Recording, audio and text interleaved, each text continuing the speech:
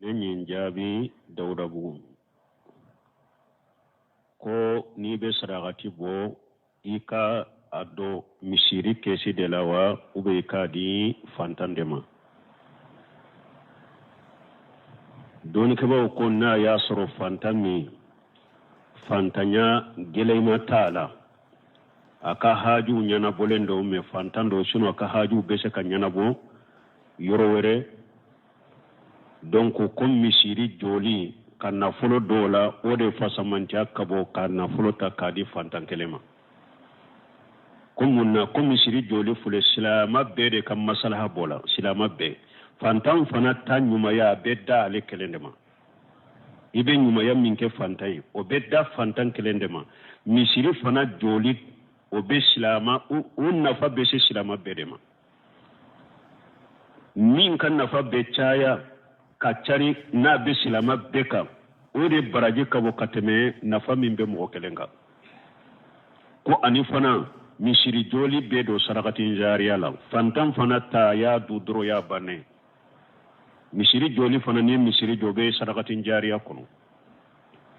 misiri joli fana idonna aya kono wa ta'awanu lal birri wat taqwa ayen nyogon jeme bato ko la ni alayen siranyo ko nyuma wala idonno aya fana la misiri joli idonna chiden ka hadisa kono na ko ni misiri ewa jo alaye hari jiya kono na be ko mi hari ewa kono wolo fanda yorode ko yomal kama do ala be sojo yar janna kono misiri joli be dola donc don ko ba ko ni be se ku fula be fara nyogonka nyuma nyi ku fula be de fara nyogonka na folo ke kam misiri jo ika fantanso ube fara nyogonka no te se ka fara nyogonka ambe darura gelembe minna ambo laje nanya do dugu mindo ube yuro mindo misiri ko de bula kosobe fantan fana fule ube se ka mo wore soro mimba ale so parce que jakka ube se ka di ale ma jakka te se ka do misiri la donc ni haaju ni darura dilolembe misiri la ibe na folo do misiri la wode baraje kabo kateme ka di fantanka mais fantan ni fana na be chogoya dola don kaba ko ni fantan be chogoya dola fantan do de sisa geliya do de do ba ka haaju do ba ka darura do ba ka fo o darura in ka wuli de sisa na ma wuli abese ka sababu ye abeka ke sababu yere ka aninyere tola ka halakire mu sugu be fantan minna ko ta nyana bo o be misiri jolinye o be misiri jolinye parce que ikalla je munu ni misiri fana bila nyefe fana uyu ka de la doke munye adaruriyat al khams jumanya foloy ha adin ala ye dina de bila nin kono silinye bo misiri joli be dina kono sili de la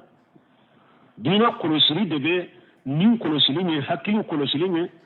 donc ni fantan anya fo chogo min na make haju geleye ni kodo dilole mbatala no make drona halaki na make ona nyogona e misiri joli ni dina kode be ni nyere korosili nya folo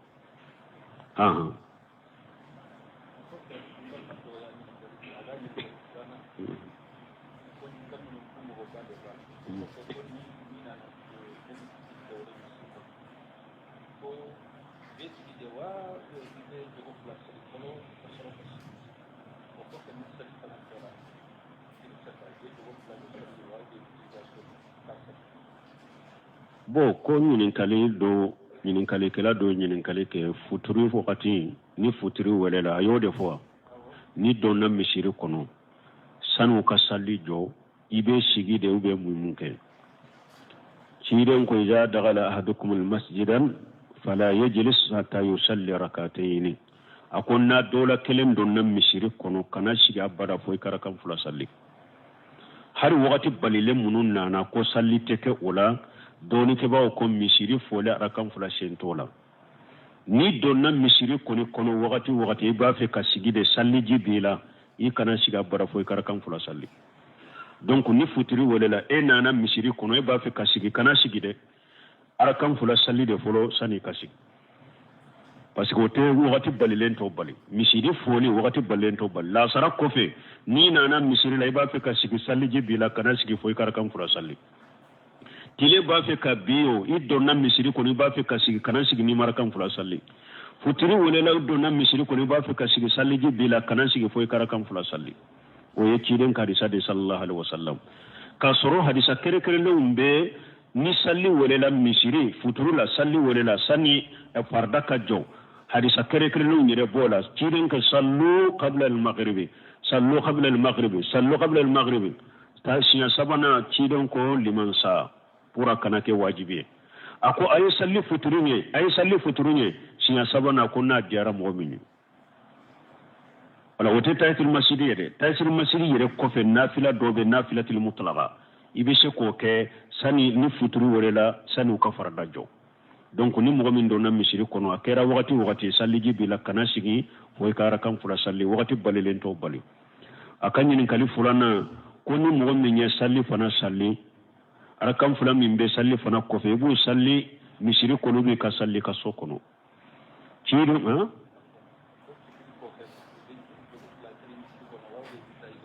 ko futuri ko fe be joko fula salli ka so ewa misiri kono be ka so akera futuri tayo akera salli fana ko fe tayo akera ewa safu ko fe tayo ciidon ko afdalu salati al-mar'i fi baytihi la maktuba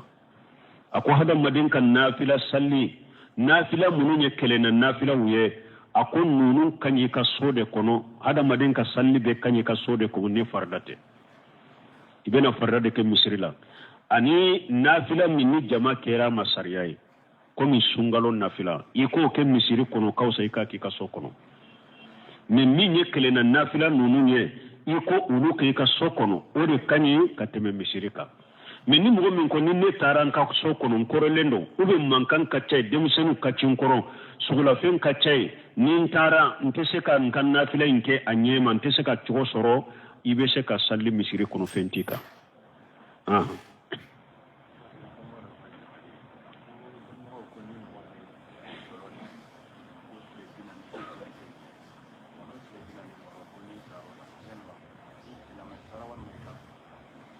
dolo ko doni kama do ko ni e dolo mi tilebi nani ikasalli temina ko ni tilebi nani kono ni sara kafiri sara de ube mundo anyogona be ni ciden ko ni mo min tala korona fili nafe ayem min fo ima dala ikasalli temina tilebi nani bonni korote ko na tigi sara akera kafiriye abora silamiya kono abe farda munu sallu de ka baraje cinyalendo abolo oni abora silamiya fana kono tekelenye ima ye hadisa fula de do akon ni ma dala ika salli temina tilebina ni ma fo ye kafiriye de akon na ye min fo de dara la kafiriye ra odela donc ni ni yorola ni cido mi ka kafiriya fo ite kafiriye ni sara ika salli temina tilebina ni be salli munu fana ke farda binna ka boy kanna de ne baraji de cinyalendo alafe donc ambi kasanke ambe salli kay ka junubu tobe ni ala cella garam abe ko min ni juma do ni ciiden ko man masale hasa faqari laga faman laga fala jumata law akoni mo min magarab bele la juma kono ko be trunke kenal mami be kutuba ka kala akoye kollan kolonke akoni mo min yo kollan kolon fana ke jumatiye me yala amba fo koni mo min kuma na kalmami to min bare ka obe ay tilonge keni bila ka sage jumaka juma braje de tinyana mi farde mbina ka bo akana donc onu hadisa sugu bo sugu de la obo la halade ka atigi na ye dolo min nu ko tilebina na kasali temina baraji de tinyalendo na be farda munu sallu binendo ka bo akana nu ko ewani ko na filina ni kayma dala ay kasali temina tilebina ni be salli min na baraji de tinyalendo alafe ne farda mbina ka bo kana tanke ya sallima bo silamiya kono fana ye kabayra junubu tigide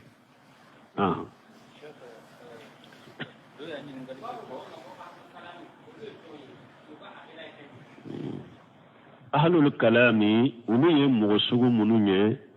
mana ko de ube kuma kala uka kuma de kacha ahlul kalami ode bafo masala ni bafo ahlul jadali muhimmi kuma ni yo afaye abe do yoro do nyinaye kuma ni ya afaye alebe boda do nyine kuma ni ya afaye alebe bo yoro wure nyine ala ninte kato aka ciyana ka sabati ka ba fo nunu de ma ahlul kalam donc mo ki yere kolosuma ki yere kolosu ka kitabuma ko de niya fo aya do hadisa do alaka mankuturu alaka togodo ulube jabu do fala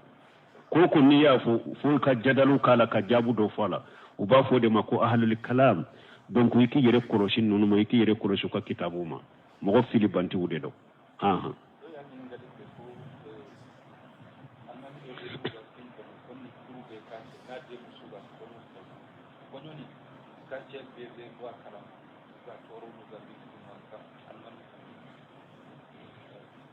bon ko doyo ñininkali ke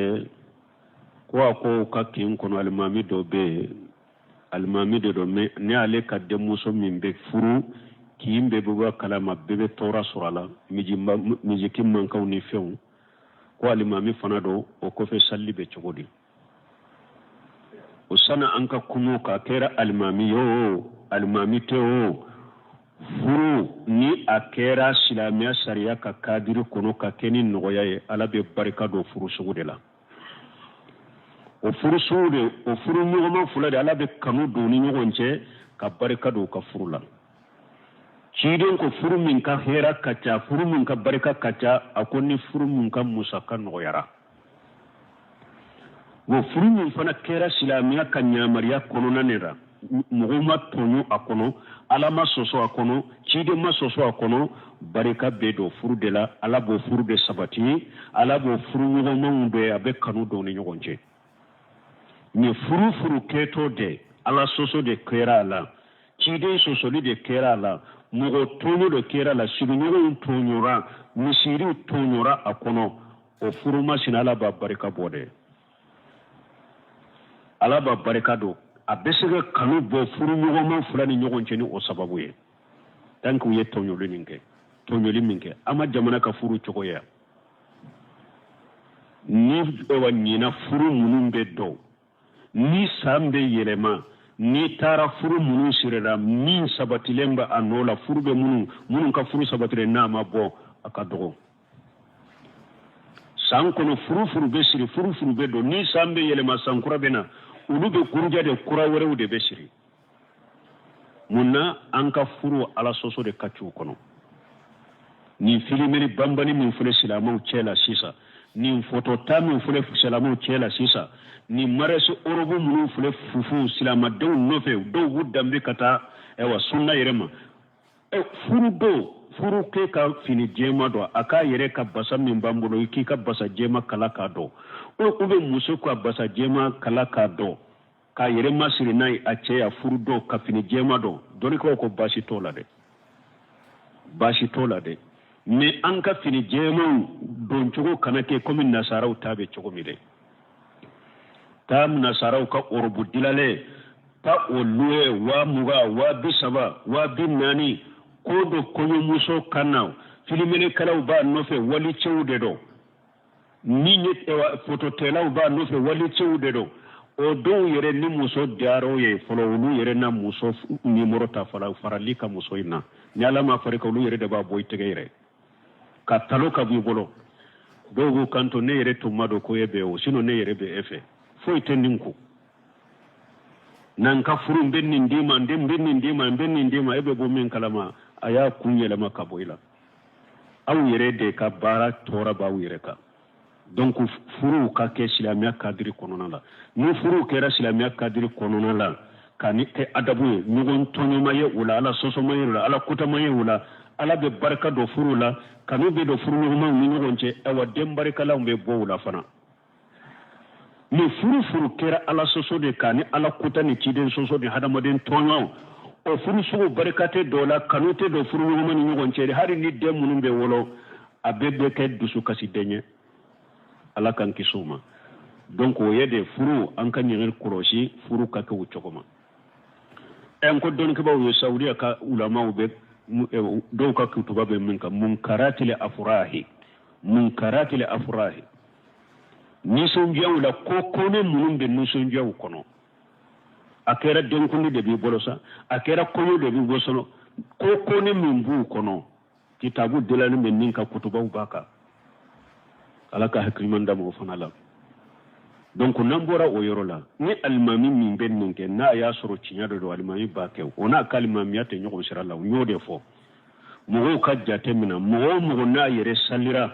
aka salli ka kena ka salli salen wala ba ka salli mina o abedaga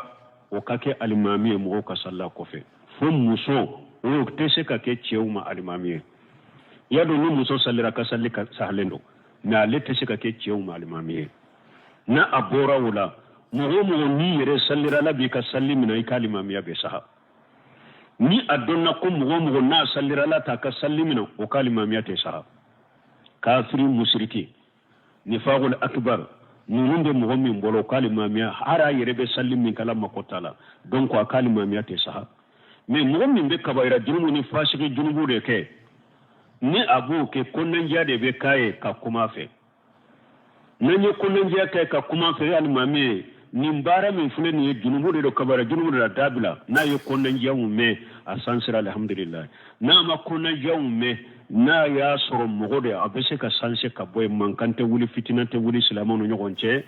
misiri kibariya be mo munun bolon uya be komini saudi be la hala minna ni e wa misiru beni almami ka be ka kibariya be fama yere de bolo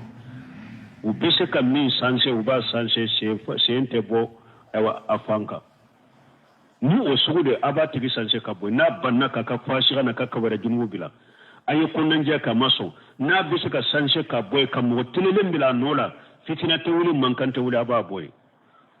mo tilelen be bila nola ka mo la salli mu o tese ka ke abe salla ko fi aka junubu ba yerela au ka salli ka kane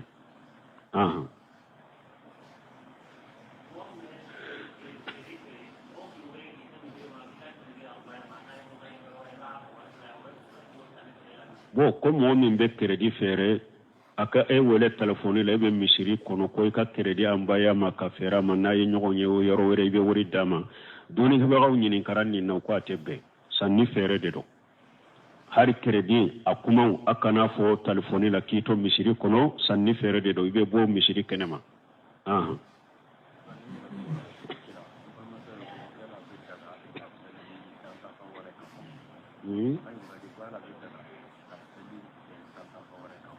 Mungureka bon ko yala be daga don yin kale ka be daga ka salli mu gore kawa don ka ba ko nima ke kalla dai cide abu aufana ka jakanna na cide ma ciden ko Allahumma salli ala abi aufa Allahumma salli ala abi aufa donc nima ke kalla dai duawude do e sallim min ka tigi ko ye duawude de mais ateke tamanse mo sima nin nabi nyumawte ka ke tamanse mo ma wati na to fore be sallaka o kere nin nabi nyumawde mais mo ta ko ibe se ka foye wati kelen cire nya nyogona fo abi aufa Allahumma salli ala abi aufa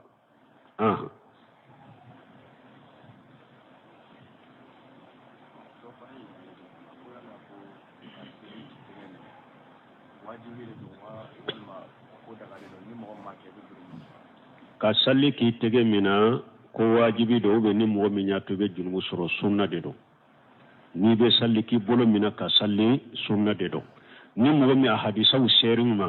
idaru la fana ko cinya de do i salli ray mi bolo mina Sheikh Abdallah Bumbaji ko yem makarhu ke me sunna hadisa nunu made iko cinya la bolo mina hadisa u sabati lende do cinya u de do me emi ka bolo mina ni kodo de yem makarhu ke min ni mo min nyaado hadisa be min ne tede imbanna de kanna geleya ka hadisa nunu ko ka bolo mina in kode junubu be elade man rakhiba an sunnati falaysa minni junubu be ka paske bannade e yibba ciden ka sunna made ka kode junubu be ela ni e ya toye kono yade kama nta fede hadisa munun nanan tu fede nte bolo mina fede iya toye akono yade kama junubu be eka ni sallira ni mi bolo mina finde ela parce que ye ciden ka hadisa de ko e ye ciden ka sunna do de ko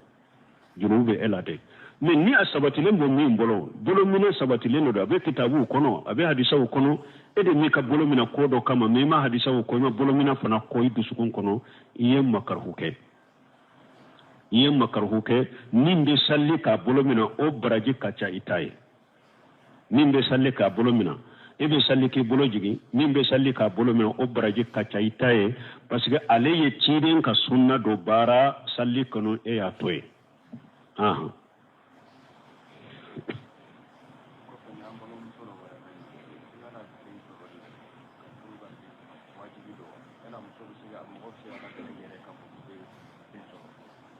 bon ko yala ka furu ka den sɔrɔ wajibi do wa doni ke baw ya yira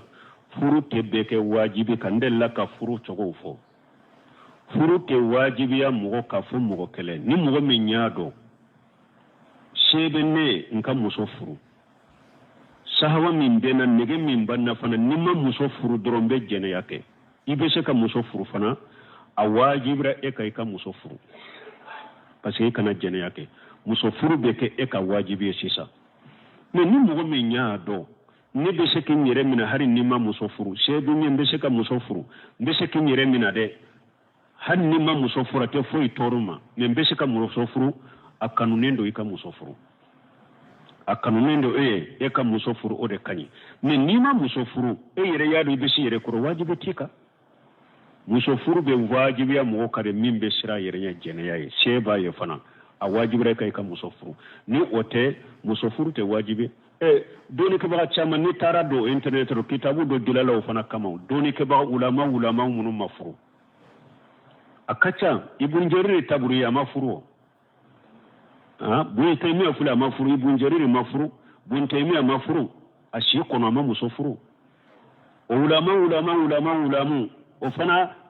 damana gafe be ulama munun temena nu shi be ke ma muso furu yere o fana be muso furu te wajibe abe wajibe mo de ka mimbe ni ya do mimma muso furu be jene yake muso furu fana shebiye abe wajibe kai ka muso furu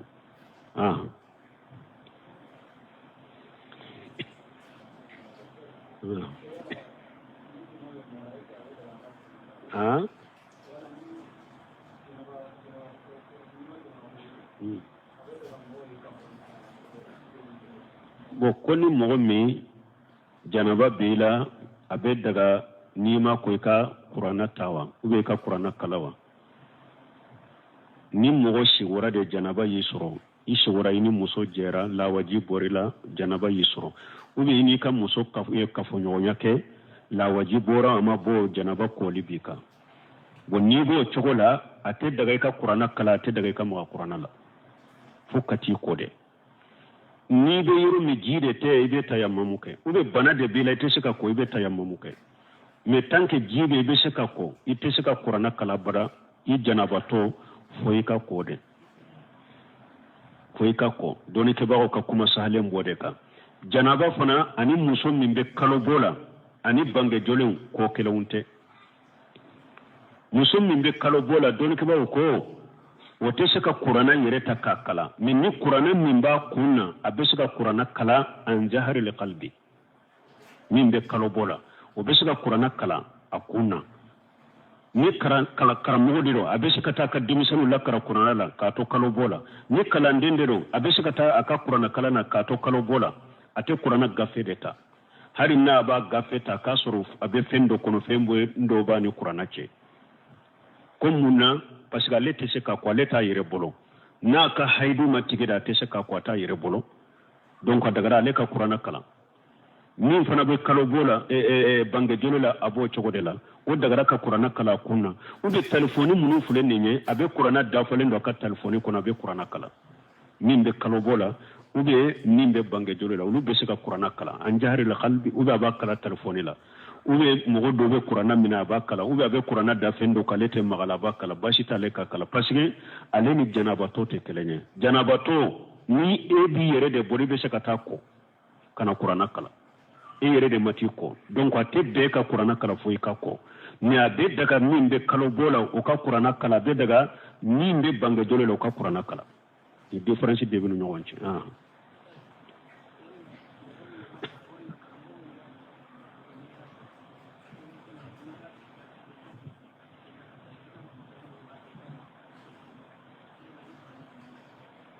bon ko karamo min mba fe ni ala sonna sini nyininkali be ka jo nkanyin kale wakati beke mauludu ari misasu be cima ire konye munun ke bamanan kanna ubafe ukake maraka kanna me uke choko kagele ko karamogo munun bafo ko mogo min be mauludu ni take ko munun bake kana fen fuye eye bidiya sabati bagade mogo mi ete mauludu ke ko munun bake e ka dade i kana fen fuye iye bidiya sabati bagaye i togo de fashidun dalu e togo de ko fashiri mogo ciyane mogo filibanti hari binyo de me Cheikh Salih Fawjan ma ako mogo be bidiya mogo de tanu fente se ka fo bidiya mogo nyana fente fote ka fo bidiya mogo e anyana fashidun dalu atigi de togo ko fashiri mogo ciyane filibanti inkaru ka ke bidiya kare wajibi ay malika ba fo ko be malika majabila nko bidiya mawlidi mado dina kono maliki nyana nya donna maliki majabi mo munu nyana ite ko kitabu kala ke satibin nunu ani ibn haji nunu madghala ayatu ko kitabu kala ke ako hari yere de ibn haji ko kunu ko mawludi min bidiya e yere ka sigi ka sokono iki ka qur'ana kala ko cide mbangale ko lu ko yere de bidiya kuma mana ko munun beke i yere ka sigi ke ka qur'ana kala de ko cide mbangale ube ka shira kala ko lu bolo de bidiya e folo lu ko de ma bidiya o yere de bidiya e folo toni ke baganyuma nyuma temena hadis qadiman wa hadisa asima maku maulidu la bayan nan kariya de karadu kuka de jakwa ika aradu de kuka ikani dade alade aradu de be kuka ewa maulidi ke chogo nyumante ake chogo nyumante de min be sigi konne be qur'ana drone karawo min be sigi konne be dumuni de tuben ka sokono kanani ewa mi fenduma wuyo kamo wolen ka sokono kam mi doro kan nisonja o min ba fo kaw beta tsire ka ciren ka shira de kalawo min ba fo re ko ewa ni mauludu nana dro ado ne bin ka kutuba de kala dro ka ciren ka san ewa wono shogon ya ka shira fo don ke ba ko mauludu ye bidia de bijemi anwaihi wa ikhtilafi asakilihi ko anoniya bora nyogon koro chogo ake chogo bora nyogon koro chogo ke chogo nyumande te mauludu la abbe bidia abe filibantiya abe bidiya ke chogo mununo site mauludu la ni ko amba fu mi abe doma ko mauludu fetili mani mechide mbangale fanate dogan saye suke ni dogan sanse nko chide nye tenende su uye chide nye ninka komu nebe tenensu ako jaka yomi wulubitu fihi obusitu fihi unjila alayya al-Qur'an ako tenendonde wolola tenendonde nchira tenendonde kurana jignin ka tenendonde ode ya tumbasu fana kasu ni dogan sate tenen su ni jombe kele me kafo wa dongan sata kure munye fana kika jamani faranyo ngai ka sokono ka wajuru ke kumuga yewa kutilo tigewa ko ibode daga yere maulidi ke chogo nyuma site anuni yana suguya be ko mu be mu de la dalaje ko ni maulidi ko cide mbangali de fulene sanyile me wa feti ke ya ke ni ke chogo be bidia be haram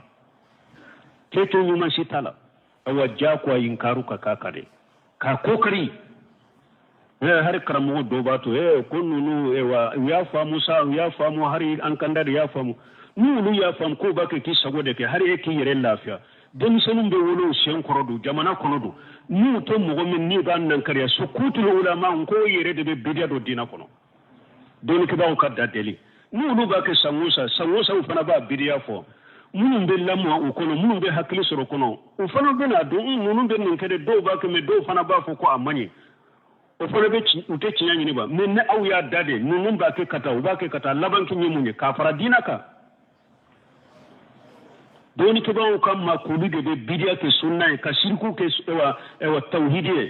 fa ka fo de mo shi kana dade ni doni ke bae ni mawludu nana afode ka fo ka jugu yade kan nan kariya de ko satibi yode fo satibi ko ako hari dumuni munun be tobi mawludu la mo be mo deme na fulo la mawludu kele la ko la yazuz maliki kan kado de satabi ako ka har mugo deme maulidi fetili la ni financement ye ako ate daga aw ba fu ka be malik majhabi aw be malik majhabi duman na de aba yere de kan majhabi la ya wani to malik majhabi kare aba yere de kan majhabi kaya maulidi ka malik kan majhabi maulidi tala anana lakami minun yana anana ibn hajim minun nana anana satibu minun yana ubayan nan kariya kaka bidda de foka kitabu dilaka alaka hakim manda subhanakallahumma rabbana bihamdika ashhadu an la ilaha illa anta astaghfiruka wa atubu ilaik